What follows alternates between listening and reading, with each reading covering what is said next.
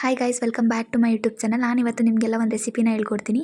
ಇದು ತುಂಬಾ ಚೆನ್ನಾಗಿರುತ್ತೆ. ಎಣ್ಣೆ ಬದನೆಕಾಯಿ ಅಂತ. ಇದು ಚಪಾತಿಗೆ, ರೊಟ್ಟಿಗೆ ಎಲ್ಲದಕ್ಕೂ ಚೆನ್ನಾಗಿರುತ್ತೆ. ಒಂದ್ಸಲಿ ನೀವು ಕೂಡ ಟ್ರೈ ಮಾಡಿ ನೋಡಿ. ಈ ರೆಸಿಪಿ ಏನಾದರೂ ಇಷ್ಟ ಆದರೆ ಲೈಕ್, ಶೇರ್, ಕಮೆಂಟ್ ಮಾಡಿ. ಅದಕ್ಕೂ ಮುಂಚೆ ನೀವೇನಾದರೂ ನಮ್ಮ ಚಾನಲ್ನ ಫಸ್ಟ್ ಟೈಮ್ ವಿಸಿಟ್ ಮಾಡಿದರೆ ಸಬ್ಸ್ಕ್ರೈಬ್ ಮಾಡ್ಕೊಳ್ಳಿ. ಹಾಗಾದರೆ ತಡ ಮಾಡೋದು ಬೇಡ, ಹೇಗೆ ಮಾಡೋದು ಅಂತ ನೋಡೋಣ ಬನ್ನಿ.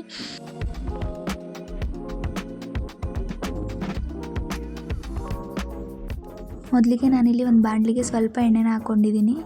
ಅದಕ್ಕೆ ಸಿಪ್ಪೆ ತೆಗೆದಿಟ್ಕೊಂಡಿರೋ ಒಂದು 7-8 ಬೆಳ್ಳುಳ್ಳಿ ಎಸ್ಲುಗಳನ್ನ ಹಾಕ್ಕೊಳ್ತಾ ಇದ್ದೀನಿ. ಹಾಕ್ಕೊಂಡಿದ್ದಾದಮೇಲೆ ಅದೊಂದು ನಿಮಿಷ ಹಂಗೆ ಫ್ರೈ ಆಗಲಿ. ನಾವು ಈರುಳ್ಳಿನ ಕಟ್ ಮಾಡಿ ಇಟ್ಕೋಬೇಕು. ಒಂದು ಈರುಳ್ಳಿ, ದಪ್ಪ ಸೈಜ್ ಈರುಳ್ಳಿನ ಕಟ್ ಮಾಡಿ ಇಟ್ಕೊಂಡಿದ್ದೀನಿ. ಆ ಈರುಳ್ಳಿ ಏನು ಸಣ್ಣದಾಗಿ ಕಟ್ ಮಾಡ್ಕೋಬೇಡಿ, ಯಾಕೆ ಅಂದರೆ ನಾವು ಮಿಕ್ಸಿಯಲ್ಲಿ ಹಾಕ್ಕೊಂಡು ಆಡಿಸ್ಕೋಬೇಕು. ಅದಕ್ಕೋಸ್ಕರ ಫ್ರೈ ಮಾಡ್ಕೋತಾ ಇರೋದಲ್ವ, ಅದಕ್ಕೆ ಸಣ್ಣದಾಗೇನು ಬೇಡ, ಈ ಥರ ಕಟ್ ಮಾಡಿಕೊಂಡ್ರೆ ಸಾಕು. ಈರುಳ್ಳಿನೂ ಕೂಡ ಒಂದು 2 ಮಿನಿಟ್ಸ್ ಫ್ರೈ ಮಾಡ್ಕೊಳ್ಳಿ. ಅದಾದ ನಂತರ ಕಾಯಿನ ಹಾಕ್ಕೊಳ್ತಾ ಇದ್ದೀನಿ, ಕಟ್ ಮಾಡಿ ಇಟ್ಕೊಂಡಿರೋ ಕಾಯಿನ.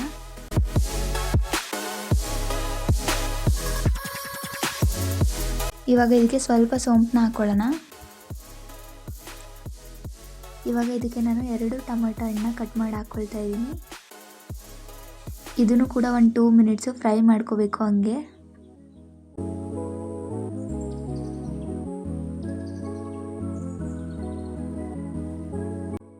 ಇವಾಗ ಇದಕ್ಕೆ ನಾವು 1 ಸ್ಪೂನ್ ಚಕ್ಕೆ ಪುಡಿನ ಹಾಕ್ಕೊಳ್ತಾ ಇದ್ದೀನಿ, 2 ಸ್ಪೂನ್ ಸಾಂಬಾರು ಪುಡಿನ ಹಾಕ್ಕೊಳ್ತಾ ಇದ್ದೀನಿ, ಮತ್ತು 1 ಸ್ಪೂನ್ ಖಾರದ ಪುಡಿನ ಹಾಕ್ಕೊಳ್ತಾ ಇದ್ದೀನಿ. ಇಷ್ಟನ್ನು ಹಾಕ್ಕೊಂಡು ಕ್ಲೀನಾಗಿ ಮಿಕ್ಸ್ ಮಾಡಿ. ಗ್ಯಾಸ್ ಆಫ್ ಮಾಡಬೇಡಿ, ಗ್ಯಾಸ್ ಉರಿತಾನೆ ಇರಲಿ. ಅದಾದಮೇಲೆ ನಾವು ಇಲ್ಲಿ ಸಾಂಬಾರು ಸೊಪ್ಪನ್ನ ಹಾಕ್ಕೊಳ್ತಾ ಇದ್ದೀವಿ. ಒಂದು 4-5 ಕಡ್ಡಿನ ಹಾಕ್ಕೊಳ್ತಾ ಇದ್ದೀನಿ.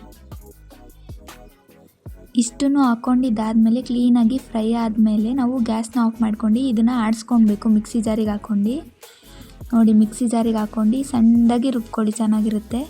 ಇವಾಗ ಇದಕ್ಕೆ 1 ಸ್ಪೂನ್ ಅರಿಶಿನ ಪುಡಿನ ಹಾಕ್ಕೊಳ್ಳೋಣ, ಮತ್ತು 1 ಸ್ಪೂನ್ ಸಾಲ್ಟ್ನ ಹಾಕ್ಕೊಳ್ಳೋಣ. ಆಮೇಲೆ ಬೇಕಾದರೆ ರುಚಿಗೆ ಎಷ್ಟು ಬೇಕೋ ಅಷ್ಟು ಹಾಕ್ಕೊಳ್ಬೋದು. ಖಾರಕ್ಕೆ 1 ಸ್ಪೂನ್ ಹಾಕ್ಕೊಂಡಿದ್ದೀನಿ, ಮತ್ತು 2 ಶುಂಠಿ ಎಸ್ಲುಗಳನ್ನ ಹಾಕ್ಕೊಳ್ತಾ ಇದ್ದೀನಿ ಕಟ್ ಮಾಡಿ. ಸ್ವಲ್ಪ ನೀರನ್ನ ಹಾಕ್ಕೊಂಡು ಸಣ್ಣದಾಗಿ ರುಬ್ಕೊಳ್ಳಿ. ನಾನಿಲ್ಲಿ ಬದನೆಕಾಯಿನ 4 ಪೀಸ್ ಈ ಥರ ಕಟ್ ಮಾಡ್ಕೊಂಡು ನೀರಲ್ಲಿ ಹಾಕ್ಕೊಂಡು ತೊಳ್ಕೊಳ್ತಾ ಇದ್ದೀನಿ. ನಾವು ಆಡಿಸಿಟ್ಕೊಂಡಿದ್ವಲ್ಲ ಆ ಖಾರನ ಇದರೊಳಗಡೆ ಈ ಥರ ಫಿಲ್ ಮಾಡ್ಕೋಬೇಕು ಕ್ಲೀನಾಗಿ. ಆವಾಗಾದರೆ ಖಾರ ಹಿಡಿಯುತ್ತೆ ಬದನೆಕಾಯಿಗೆ, ಚೆನ್ನಾಗಿರುತ್ತೆ ಆವಾಗ. ಅದಕ್ಕೋಸ್ಕರ ನಾನು ಎಲ್ಲ ಬದನೆಕಾಯಿಗಳಿಗೂ ಈ ಥರ ಖಾರನ ಫಿಲ್ ಮಾಡ್ಕೊಳ್ತಾ ಇದ್ದೀನಿ. ನಾವು ಖಾರ ಎಲ್ಲ ಫಿಲ್ ಮಾಡ್ಕೊಂಡಿದ್ದಾದಮೇಲೆ ಒಂದು ಬಾಣಲಿ ತಗೊಂಡು ಅದಕ್ಕೆ ಸ್ವಲ್ಪ ಎಣ್ಣೆನ ಹಾಕ್ಕೊಳ್ಳೋಣ ಒಗ್ಗರಣೆಗೆ. ಇವಾಗ ಎಣ್ಣೆ ಕಾದಿದ ನಂತರ ನಾನಿಲ್ಲಿ ಸಾಸಿವೆನ ಹಾಕ್ಕೊಳ್ತಾ ಇದ್ದೀನಿ, ಮತ್ತು ಸಣ್ಣದಾಗಿ ಹೆಚ್ಚಿಟ್ಕೊಂಡಿರೋ 1 ಈರುಳ್ಳಿನ ಹಾಕ್ಕೊಂಡು ಫ್ರೈ ಮಾಡ್ಕೊಳ್ಳೋಣ.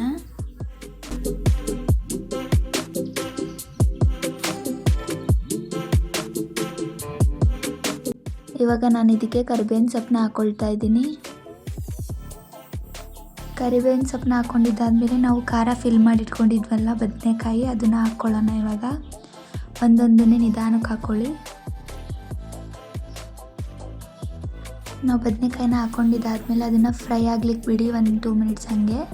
ಆಮೇಲೆ ಹಿಂದೆ ಮುಂದೆ ಮಗ್ಚಾಕಿ ಬೇಯಿಸ್ಕೊಬೇಕು ಬದನೆಕಾಯಿನ.